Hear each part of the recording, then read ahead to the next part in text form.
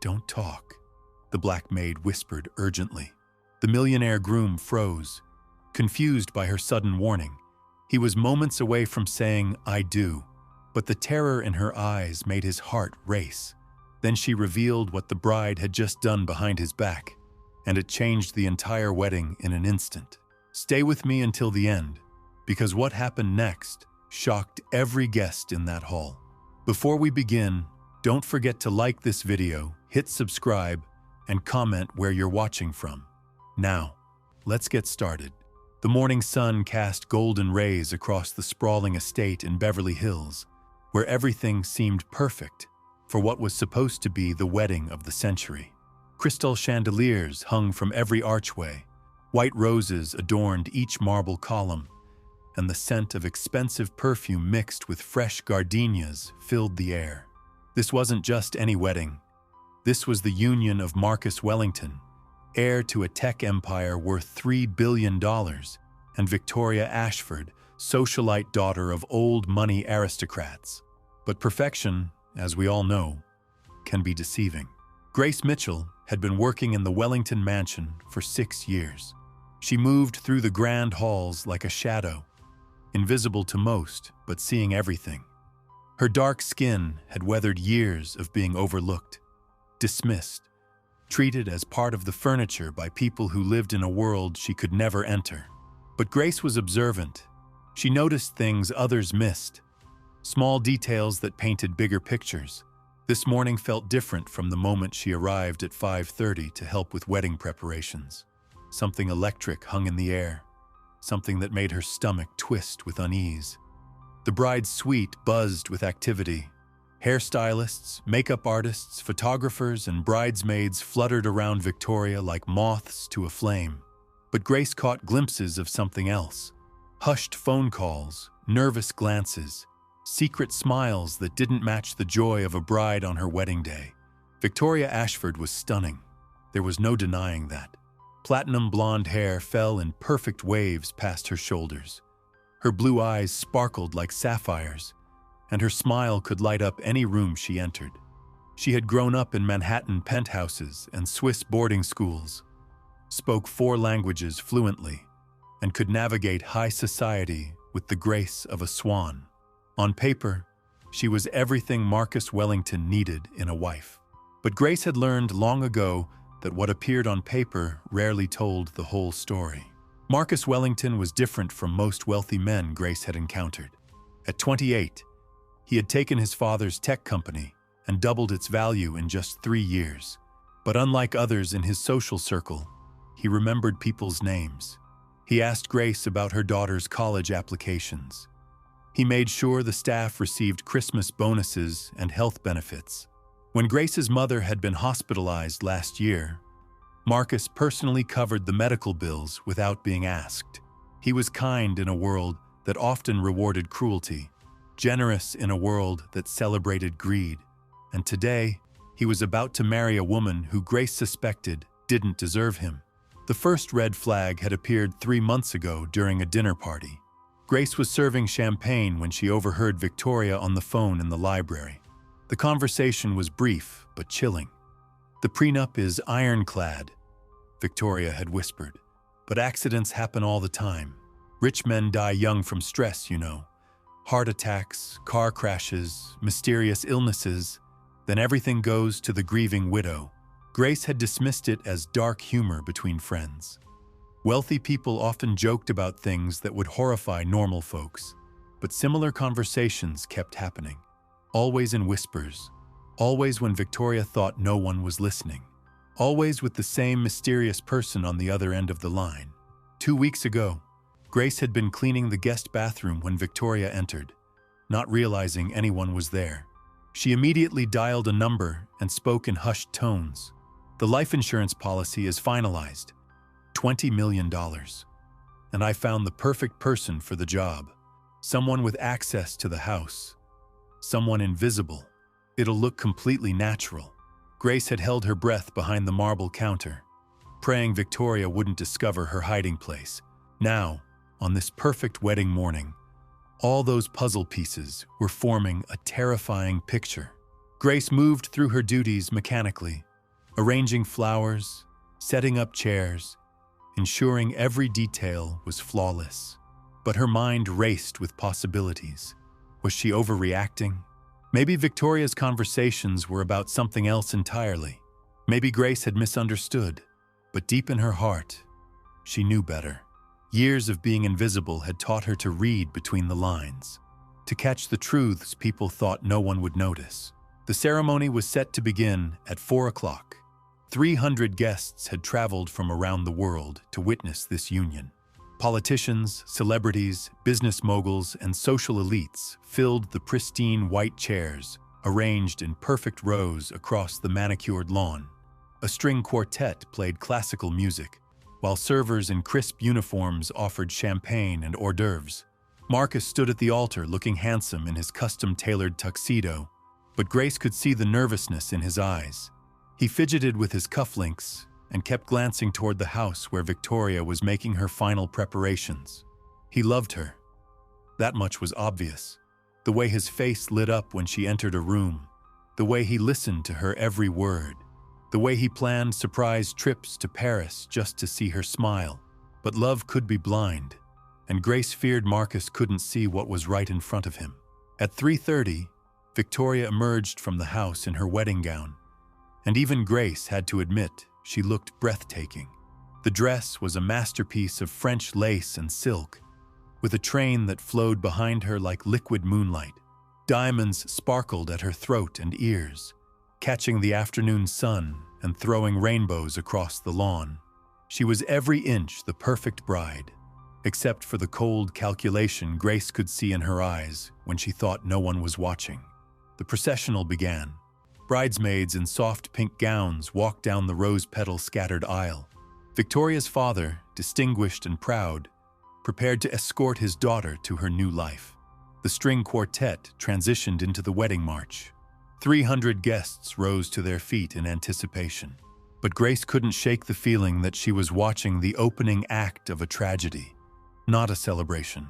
As Victoria began her walk down the aisle, Grace noticed something that made her blood run cold. A small, knowing smile played at the corners of Victoria's lips. Not the radiant joy of a bride, but the satisfied smirk of someone whose plan was falling perfectly into place. Victoria's eyes met Marcus's, and for just a moment, Grace saw something that chilled her to the bone. It wasn't love in those blue eyes. It was victory. The ceremony proceeded flawlessly. The officiant spoke about love, commitment, and the sacred bond of marriage. Marcus's responses were heartfelt and genuine, his voice thick with emotion as he promised to love and cherish Victoria for the rest of his life. But when Victoria spoke her vows, Grace heard the practiced perfection of an actress delivering lines she had rehearsed. Then came the moment that would change everything. As the officiant asked if anyone had reason why Marcus and Victoria should not be wed, the traditional moment of silence stretched across the lawn. But Grace could no longer remain silent. She had seen too much, heard too much, and her conscience wouldn't let her watch a good man walk into what she knew was a carefully orchestrated trap. She stepped forward from her position near the catering table, her heart hammering against her ribs. Every eye in the crowd would soon be on her, but she couldn't let Marcus say those 2 words that would seal his fate, not when she knew what Victoria had planned for him. "Don't talk," Grace whispered urgently as she approached the altar. Marcus turned, confusion washing across his face. The 300 guests shifted in their seats, murmuring among themselves. This wasn't part of the program. Victoria's perfect composure cracked for just an instant. Her blue eyes flashed with something dangerous before she quickly recovered her bridal smile. "Grace, dear, perhaps you should return to your duties. We're in the middle of something rather important." But Grace had spent 6 years being dismissed, ignored, and treated as invisible. Not today. Today, a man's life hung in the balance, and she was the only one who could save him. Marcus looked between his bride and his longtime housekeeper, trying to understand what was happening. The string quartet had stopped playing. The officiant cleared his throat nervously. Cameras that had been capturing every romantic moment now focused on this unexpected drama unfolding at the altar. "Sir," Grace said, her voice barely above a whisper but carrying clearly in the sudden stillness. I need to tell you something. About her phone calls. About the insurance policy. About what she's been planning. Victoria's mask slipped completely. How dare you? She hissed, her cultured accent sharpening like a blade. Security, remove this woman immediately. She's clearly having some sort of breakdown. But Marcus raised his hand, stopping the security guards who had begun moving toward Grace. Something in his housekeeper's eyes told him this wasn't hysteria or jealousy. This was terror. Raw, desperate terror for his safety. What phone calls? Marcus asked quietly. Grace took a shaky breath. 6 years of being invisible had led to this moment. 3 months ago, I heard her talking about the prenup. She said accidents happen to rich men all the time. Heart attacks, car crashes. She said everything would go to the grieving widow. The crowd erupted in shocked whispers. Victoria laughed, but the sound was brittle and false. Marcus, darling, she's obviously misunderstood some private conversation. You know how the help can be. They hear fragments and create wild stories. But Grace wasn't finished. 2 weeks ago, in the guest bathroom, she was on the phone again. She talked about a $20 million life insurance policy. She said she found someone with access to the house, someone invisible, to make it look natural. Marcus felt the blood drain from his face. He thought about the new life insurance policy Victoria had suggested last month. She'd said it was smart financial planning for a married couple. The policy that would pay out $20 million if he died within the first year of marriage. That's ridiculous, Victoria said, but her voice had lost its confident ring. Marcus, you can't possibly believe the fantasies of a disgruntled employee. She's probably angry about something trivial, trying to ruin our special day. Grace reached into her apron pocket and pulled out her phone. Her hands trembled as she scrolled through her recordings. I started recording the conversations after the second one. I was scared, but I didn't know who to tell. Who would believe the maid over someone like her? She pressed play, and Victoria's voice filled the air, crystal clear and damning. The life insurance policy is finalized, $20 million. And I found the perfect person for the job. Someone with access to the house, someone invisible. It'll look completely natural. The silence that followed was deafening. 300 guests sat frozen, processing what they'd just heard. The officiant stepped back, clearly out of his depth. Photographers captured every shocked face, every moment of this wedding day disaster. Victoria's composure shattered completely. You don't understand, she said, turning desperately to Marcus. It's not what it sounds like. I love you. This is our wedding day. But Marcus was staring at her, as if seeing her for the first time. The woman he'd planned to spend his life with. The woman he'd trusted with his heart, his home, his future. Who were you talking to on those calls? Marcus, please. Who were you planning to hire to kill me? Victoria's silence was answer enough. The truth hung in the air like poison, corrupting everything beautiful about the day. The roses still bloomed. The chandeliers still sparkled, but the fairy tale was over. Grace stepped closer to Marcus, her voice gentle but urgent. Sir, there's more. I've been watching, listening. She's been meeting with someone, a man with a scar on his left cheek. He's been coming to the house when you're at work, using the service entrance. The gardener saw him too, but he was too scared to say anything. Marcus closed his eyes, the pieces falling into place with horrible clarity. The mysterious phone calls Victoria claimed were wedding planning, her sudden interest in his life insurance, the way she'd pushed for a quick wedding, saying she couldn't wait to be his wife, her insistence that they honeymoon somewhere remote, far from help if something went wrong. When he opened his eyes, Victoria was backing away from the altar, her wedding dress rustling against the rose petals. This is insane, she said, but her voice cracked. You're all insane.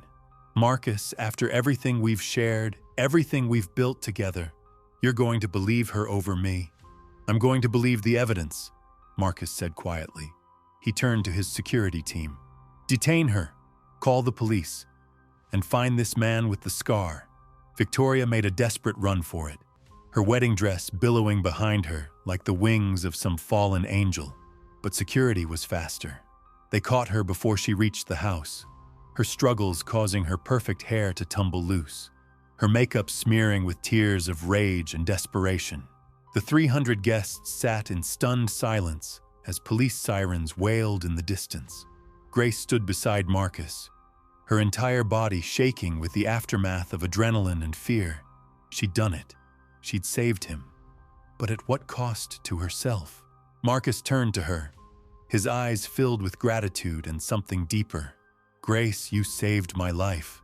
How can I ever thank you?" But Grace was thinking about tomorrow, about the consequences of speaking truth to power, about what happened to people like her who dared to disrupt the carefully ordered world of the wealthy.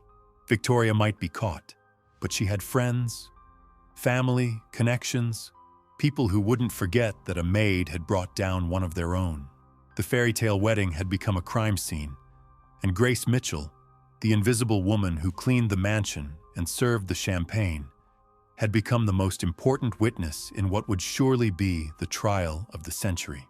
As the police sirens grew louder, Victoria's screams echoed across the manicured lawn. "You'll pay for this!" she shrieked at Grace, her voice raw with fury. "You have no idea who you're dealing with. My family will destroy you."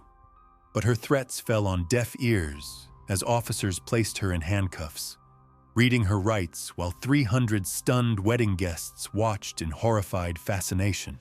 Marcus stood frozen at the altar, still processing the magnitude of what had just unfolded. The woman he'd planned to spend forever with had been plotting his murder. The realization hit him like a physical blow, making his knees weak.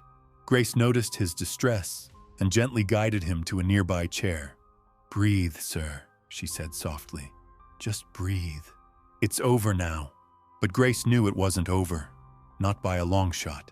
As Victoria was led away, her eyes locked onto Grace's with a promise of revenge that sent chills down the maid's spine. Rich people didn't forget. They didn't forgive. And they certainly didn't let working-class women humiliate them without consequences. Detective Sarah Chen arrived within minutes, her sharp eyes taking in the scene. Wedding guests clustered in shocked groups, whispering among themselves. Some were already posting on social media, their phones capturing every angle of the drama. The story would be everywhere within hours. "Mr. Wellington," Detective Chen approached Marcus with professional sympathy. "I need to ask you some questions about your relationship with Miss Ashford. And Grace," she turned to the maid, "you're the key witness here. We need to go over everything you saw and heard." The next few hours blurred together in a haze of police interviews and evidence collection. Grace recounted every suspicious conversation, every strange meeting, every detail that had raised her alarm. Her phone recordings were crucial evidence, but Detective Chen wanted more. This man with the scar Victoria was meeting," the detective pressed. "Can you describe him in more detail?" Grace closed her eyes, recalling the few glimpses she'd caught. Tall, maybe 6 feet, dark hair slicked back. The scar ran from his left temple down to his jaw, like someone had cut him with a knife. He drove a black sedan, always parked by the service gate, and he had a tattoo on his right hand, looked like numbers. Within hours, police had identified him as Vincent Moretti, a career criminal with connections to organized crime. His specialty was making murders look like accidents. Heart attacks induced by untraceable drugs, car crashes caused by tampered brakes, house fires that started in all the right places. The investigation revealed the full scope of Victoria's plan. She'd met Vincent through her college roommate's brother, who had his own connections to the underworld. The plot was sophisticated and patient. Victoria would marry Marcus, wait 6 months to avoid suspicion, then Vincent would arrange an accident that would leave her a very wealthy widow. The $20 million insurance policy was just the beginning. Marcus's will, which Victoria had convinced him to update after their engagement, left her everything. The tech company, the Beverly Hills mansion, the art collection, The offshore accounts. All of it would have been hers, if not for Grace's courage. But as the days passed, Grace began to understand the price of her heroism.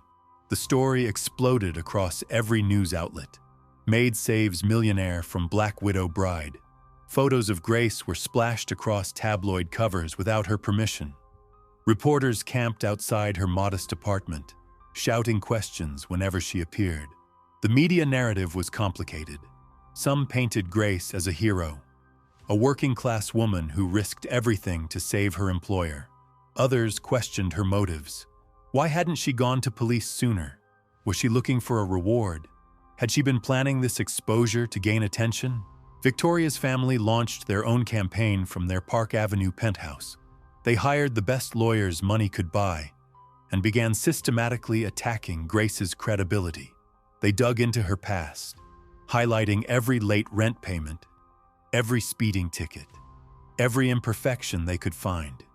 "Stay, this woman has worked in our homes for years," Victoria's mother told reporters, her voice dripping with disdain. "She's clearly unstable, possibly delusional. My daughter is innocent, and this is nothing more than a pathetic attempt by the help to insert herself into a world where she doesn't belong." The character assassination was brutal and effective. Social media buzzed with debates about Grace's truthfulness. Some users praised her bravery, while others suggested she was lying for money or attention. Death threats appeared in her inbox. Someone spray-painted LIAR across her apartment door. Marcus tried to shield Grace from the worst of it. He hired security for her protection and offered to relocate her somewhere safe, but Grace refused. "I won't be driven from my home," she told him firmly. "I did what was right, and I won't hide from it." The legal proceedings moved swiftly. Vincent Moretti was arrested at his girlfriend's apartment in Queens, where police found detailed plans for Marcus's murder. Computer files showed research into Marcus's daily routines, his favorite restaurants, his jogging routes. There were photographs of the Wellington Mansion's security system and floor plans showing every entrance and exit.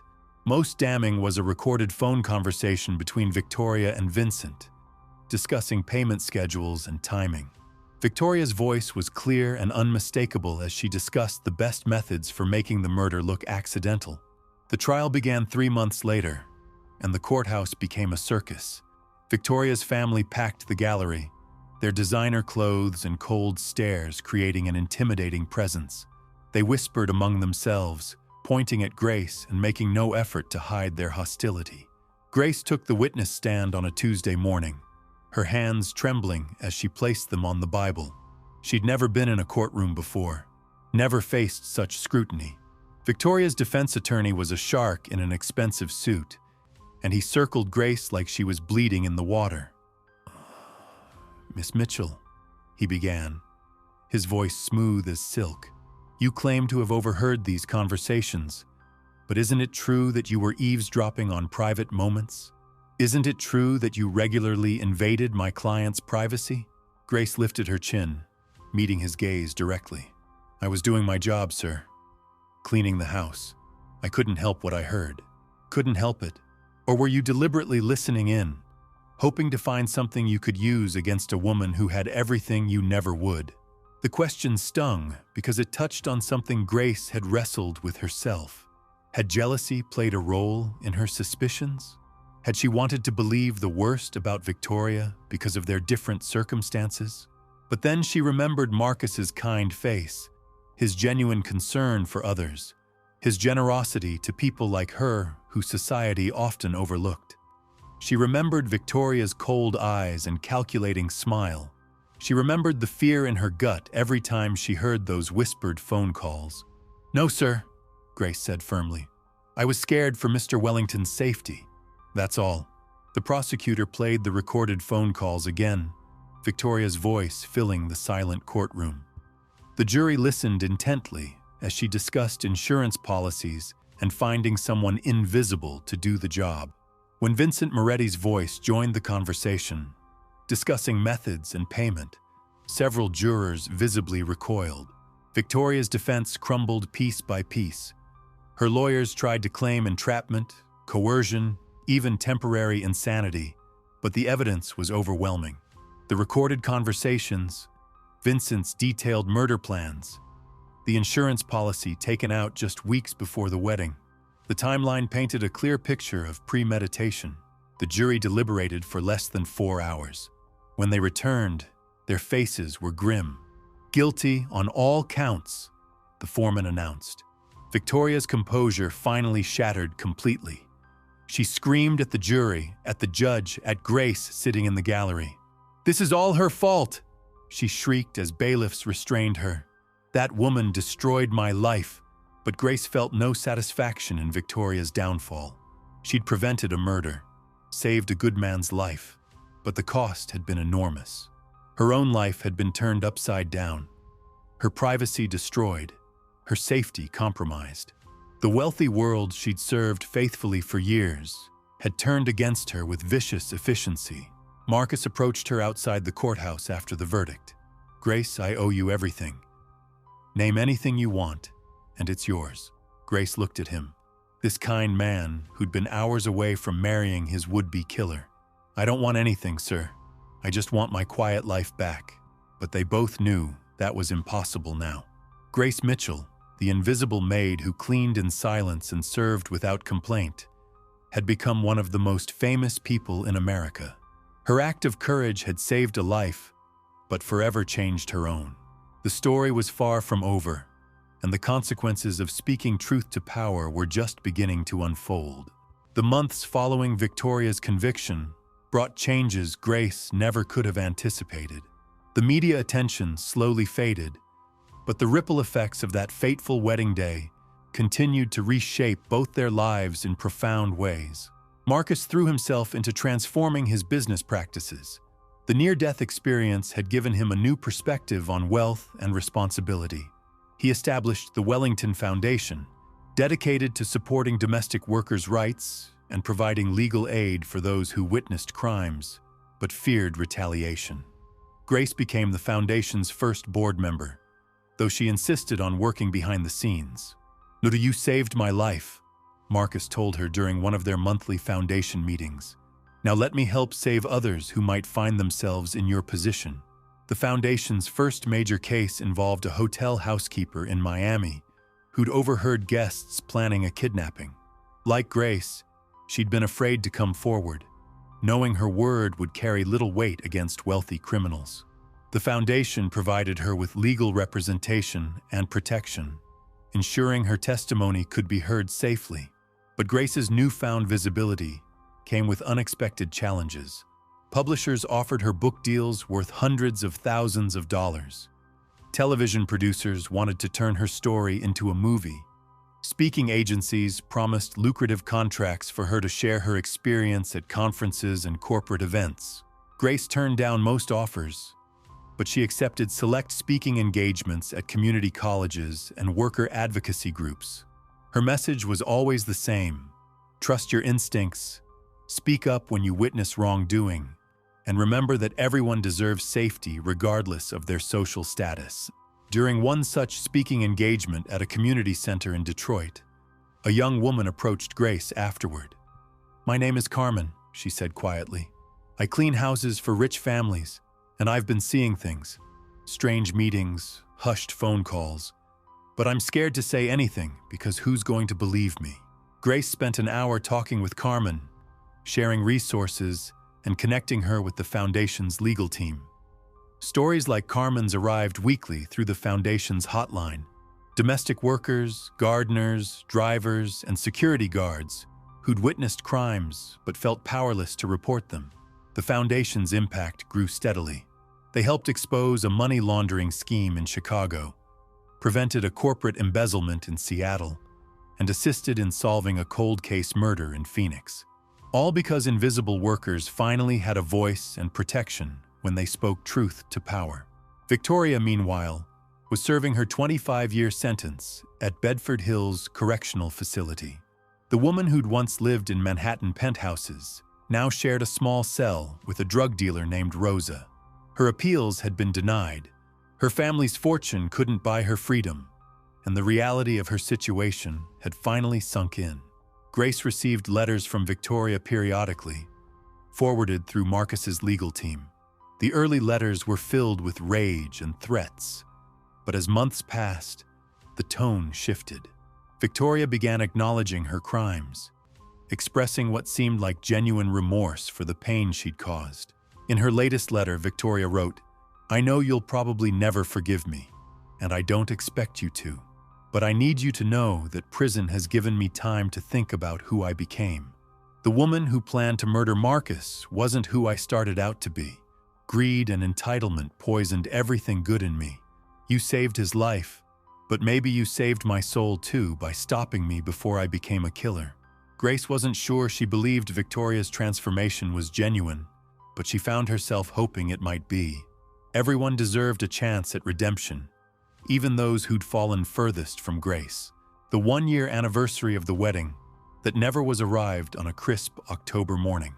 Marcus called Grace to his office, not as an employer to employee, but as one friend to another. The formal barriers between them had dissolved through shared trauma and mutual respect. "I've been thinking about that day constantly," Marcus said, pouring coffee for both of them. "Not just what Victoria planned to do, but how close I came to missing all the warning signs. I was so caught up in what I thought love should look like that I ignored what my gut was telling me."